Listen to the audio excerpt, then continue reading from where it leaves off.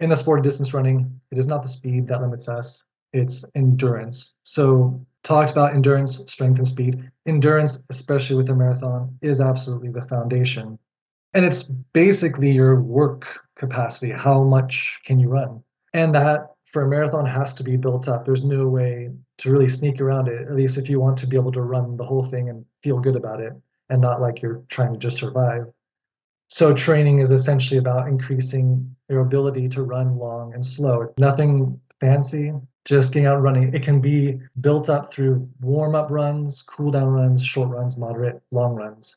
Endurance is being built up when you're at a relatively moderate heart rate, 60 to 70% max. Able to breathe calmly, 3-3, meaning like 3 steps inhale, 3 steps exhale. Or some would say for like at least an easy pace, are you able to basically have a conversation while running? A long run is one of the most critical runs or workouts of a training week in terms of building endurance and getting ready for a marathon. One of the safer margins for that, and this is an area I see a lot of people make errors who particularly have gotten injured, is that it should roughly be 25 to 30% of the weekly mileage. So if someone's at 40 miles for the week, theoretically it's about 10 miles for the long run. There's margin for that, but where I see problems occurs when people do like 50% plus all in that one long run. They're doing a 20-mile run and they're only doing 40 miles that week. You can get away with that to an extent, particularly younger athletes for at least a while, but it generally creeps in even for the younger runners and it's just a lot. And there's a lot of factors, again, running history that can influence how resilient the body is to that and other things. But that's a general principle for keeping the lower risk of injury.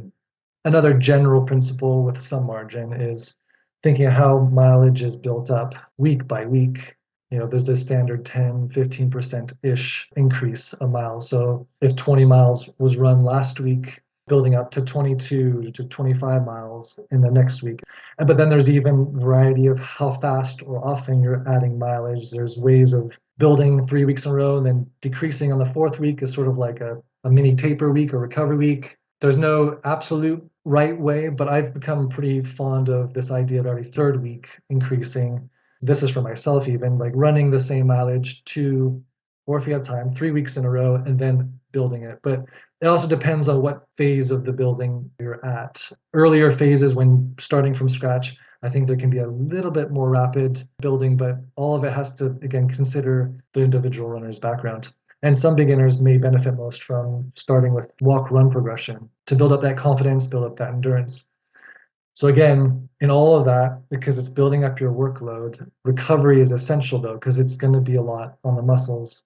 And recognizing that soreness is often the highest the second day after, particularly a more stressful workout, and that's relative to the individual.